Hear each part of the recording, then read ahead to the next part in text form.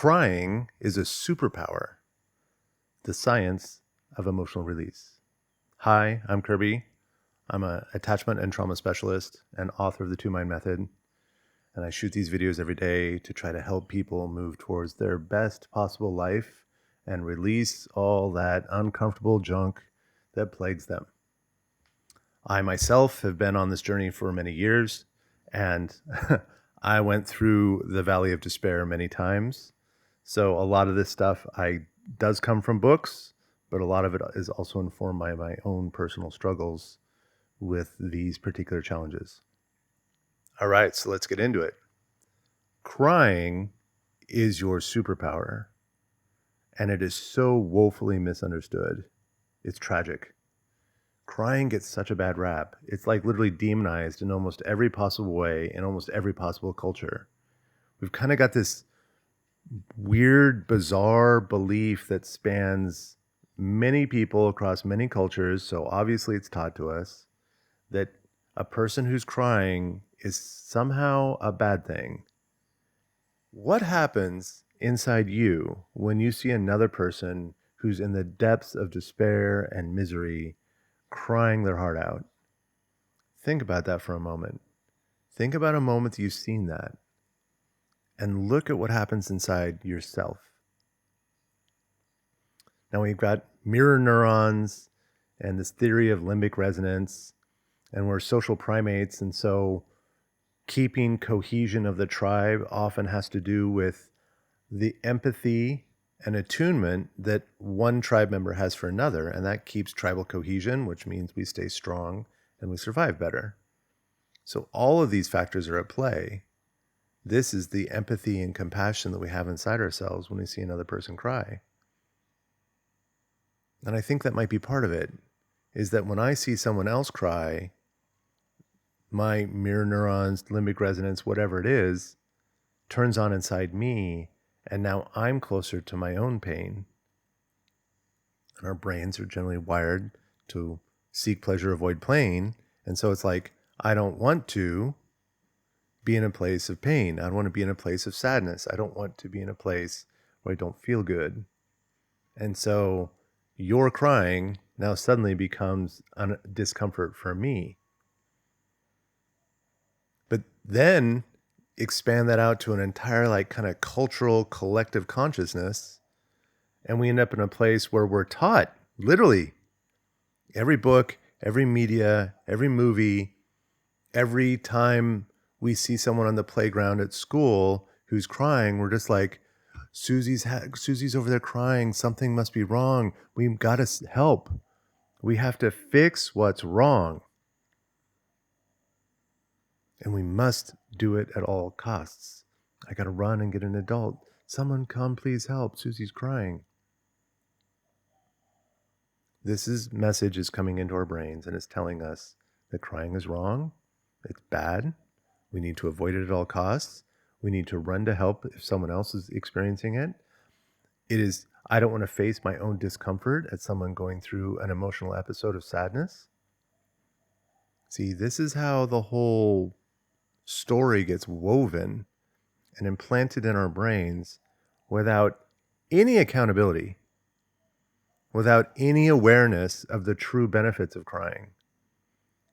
Because as the title says, crying is your superpower.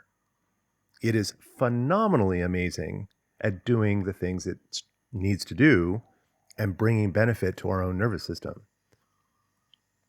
So let's talk about that for a second.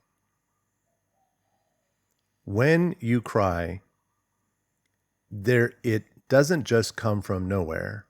It comes because there is an emotional charge that is percolating and boiling just under the surface. And that charge is strong. And that charge has to do with fear, anxiety, anger, overwhelm, confusion. Sometimes it's just like a flood of emotions that are so positive that we don't know what to do with it. This is why we'll see people crying at weddings. These emotions are rising up under the surface, and they're creating this tremendous emotional charge that's just tensing our body and it is beginning to squeeze the muscles, and it is beginning to like create this jittery, energetic shaking. It is stress. And if we suppress that stress stays under the surface. It gets stored. Many people like to quote Bessel van der Kolk's book, The Body Keeps the Score, and this is kind of one of the ideas behind that theory, is that this emotional charge is percolating up inside ourselves, and then we say, no, I can't allow that to burst. Because if it would burst, I would cry, I would act out, I would lose my conscious mind for a little while. I would stop being a rational creature, and I would start being an irrational mess. See, even that is loaded with negative language. I can't allow that to happen because there would be shame. Mom or dad or friend or teacher or clergyman or whatever are going to sit here and be like, stop being so weak. You need to be strong. You're not allowed to cry. So we don't. And we squish it down, suppress that stuff. And then it gets all wrapped up in our internal organs and the emotional charge. I mean, this is a lot of the stuff we don't fully understand yet. We can see it through kind of black box observation, that we can see people that chronically suppress these feelings end up having massively increased chance of anxiety, depression, and health issues. But exactly how that happens, we got a lot of theories. But the details of the theories are not actually that important right now. Because what we know through another set of research that's pretty expansive and conclusive is that the act of crying releases whatever that is that's stored inside. And they can even get to the point where they're measuring the cortisol levels of the tears. And when it is an emotional charge and people are crying from a point of emotional overwhelm, the degree of cortisol, which is a stress hormone, inside the tears goes up massively. So if the cortisol is in the tears coming out, that means it's not inside the body affecting my internal organs or shutting down my brain. So it's this kind of one simple physiological truth about crying is that it allows an escape plan for excess levels of stress hormone, that if it did not escape the body, it would stay inside and would begin doing all the mystical things that it does. Not so mystical. They're actually fairly well known. But for the context of this conversation, we'll just say the stress hormones do all sorts of stuff inside. Not all of them are conducive to the future that we want to have. They're beneficial for the physiological systems, but they're maybe not beneficial for me living a life full of joy, happiness, laughter, and well-being. Put it that way. Okay, so crying releases stress hormones. Crying creates a full body shaking. It activates the muscle groups in rapid succession in this like shaking bit. And in that shaking bit, it is consuming excess glycogen stores that are inside those muscles. It is using up the energy that is inside them. And if you look into the emotional theories of Dr. Lisa Feldman Barrett, who's another one of my heroes, she describes the emotional process as basically preloading all the internal systems of your body, mostly muscles, into kind of an action plan. So it's basically beginning to distribute energy, gasoline, however you want to say it, into all the muscles in kind of a predefined pattern that enables us to act quickly in the moment of stress. And when the feedback comes from that preloading, the pattern of the preloading shows up in our mind as an emotion, a very strong emotion. And so one of the things that crying does, and some certain types of somatic work like TRE and like really strenuous exercise, will do this thing where they basically consume all this energy that's been distributed to our muscles. And when that happens, it's kind of like hitting the reset switch, because instead of it being a particular pattern that I have associated with fear or anger or rejection or whatever, instead of that pattern living inside my system, I've now used up all that energy, and now I'm kind of back to a baseline neutral. And without the pattern, we lose the signal to our brain. And what it feels like is it feels like that emotion has passed because the pattern has been expended. This is the Lisa Feldman Barrett model. I highly recommend you look her up. So crying it gives us kind of a reset switch, a way of moving our body towards homeostasis and emotional neutrality. This is amazing. And you know what? There's no drugs, no pharmaceuticals, no detailed rituals, no expensive coaching or fancy instruments or tools or any of that. See, none of these things are needed. There's a lot of people out there pitching and selling a solution for your pain. Give me all this money and I will help you get to freedom. I mean, I would be remiss if I didn't say I'm doing the same thing. I'm trying to help people move towards a place of emotional well-being, freedom, certainty, and healthier relationships so that we can protect the next generation of children from attachment trauma. That's what I'm all about. So we tell you that we've got these answers and some special technique and some special framing. And then sometimes it really is helpful. Other times it's not. But the miracle here, the superpower that we're talking about, is that a deep body shaking cry is tremendously beneficial for the nervous system in which it's happening. It brings us to this point of emotional neutrality. It gives us a way of expelling excess stress hormones from the system.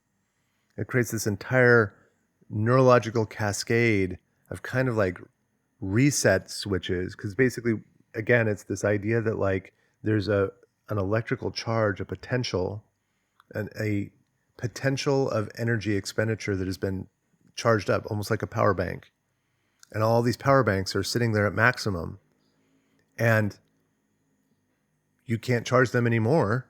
So they're sitting there being like, I'm overwhelmed, go to the next one. So the next one gets filled, and the next one gets filled, and the next one gets filled. So now you've got millions and millions of these little power banks spread between your brain and your muscles. And they're all saying, we're at maximum. We can't take anymore. We are overwhelmed. So crying does this miraculous job at discharging all these overwhelmed circuits inside the body. And when we discharge the circuits, we come back down to a place of neutral and calm, and we can say, wow, that was a ride. That was super uncomfortable. My body's even tired from the amount of crying that I've done. But wow, I feel good. I feel chilled out. I haven't felt this chilled out in days, weeks, years. I've been there. I've done that. It's powerful stuff.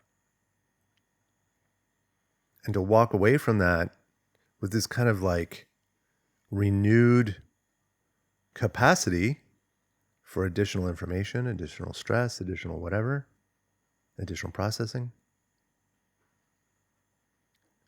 with no consequence, like no drug interactions, no, empty bank account, no whatever, right? To walk away from that better. We're not going to say healed, but we're going to say, your situation in that moment is improved. The moment of crisis is past, and your body now has this new capacity inside it. That is amazing. That is a superpower. And to go through that personally, which I did, and then to see this preponderance of people around me being like, what's wrong? Are you okay? Like, obviously something is messed up if you're crying that much, blah, blah, blah, blah, blah, right? This tremendously negative attitude towards crying. I'm like, chill out. Like, it happened. It was miserable when I'm in the middle of it, but it passes. I have no damage to my body. My brain is actually in a better state than when I left or when I started. This is a good thing. And people say, no way. Crying is not acceptable. I feel horrible when it happens. I can't stand it when other people around me are crying. I can't stand that much emotion. Okay. That's you. You have every right to feel that way. But look at the consequences in your life. It might be time to reevaluate that. What are you so afraid of? If I look at my own ideas around crying, I'm like, why am I so terrified of this idea? This was me before. Now I'm just like, bring it. In fact, I guide people towards this place where there's an even extra step, which is like, anytime you can get to the point that a good cry does happen in your system, celebrate that shit. As you come down in the aftermath, kind of coming back down to sobriety,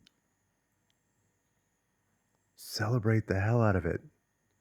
We just did a thing, me and my inner child. We just released all this stuff. We just had an amazing cry that I know is super beneficial for my system. Create positive associations with the act of crying. Celebrate it. Celebrate it when anyone around you is crying. Bring a sense of playful joy to the true reality that this nervous system is going through a massive phase of healing. There's discomfort there for sure, and it can feel miserable, but the truth of the matter is that the physiology is correcting itself. The physiology has found a path of release to bring the entirety of the system back to a healthier state in a completely, totally organic, socially responsible, ethical way, right?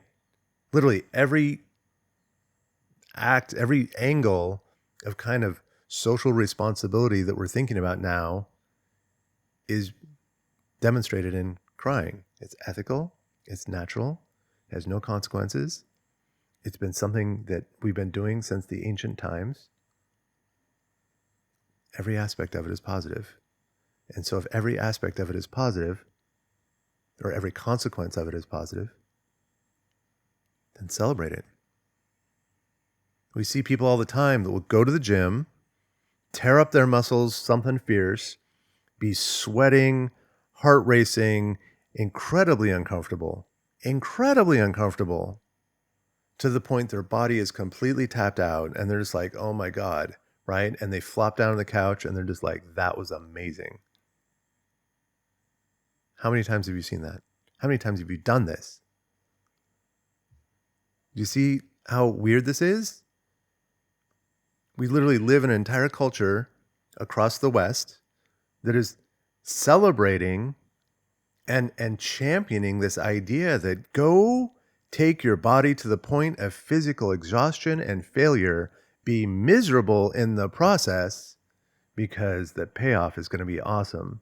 In fact, if you do that, you're a good person, you're taking care of yourself, you're respectable, you're amazing, you're forward-thinking, you're enacting self-love.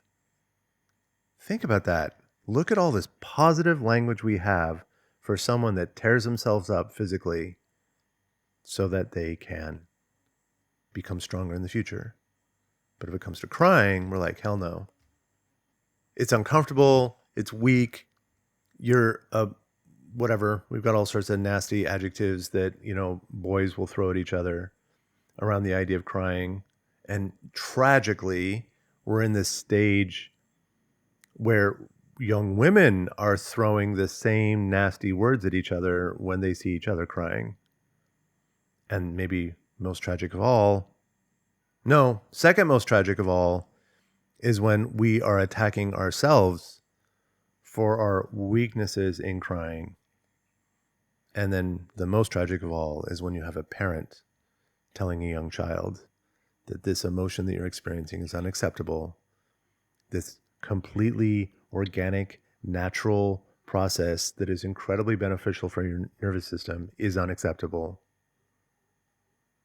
When we have a parent bringing real, terrifying consequence and punishment for doing something like crying, you're doing that to a child, you are literally wounding them for life. Or at least until they gather up enough money to go see a coach, therapist, or whatever, and to begin deprogramming all this nasty programming that you put in their brain. That's probably the biggest tragedy. Another interesting one is that crying is really good at releasing tension inside kind of the myofascial muscles, the ones that are around the face and the skull. And when you release the tension in those muscles, incidence of headache, migraines go down and sleep quality goes up. So think about that. People are walking through life in this place where they've got all this stress, and they're collecting all this stress, and it's becoming tense in the facial muscles and the back of the neck. And what are we doing? We're taking drugs for it. We're trying to go to massage and therapy and blah, blah, blah, whatever, right? Because the degree of tension inside these muscles is like chronic. And it's just a state of, again, this is something I went through personally, and I had decades that were plagued by stress headaches because I could not let go. I could not release.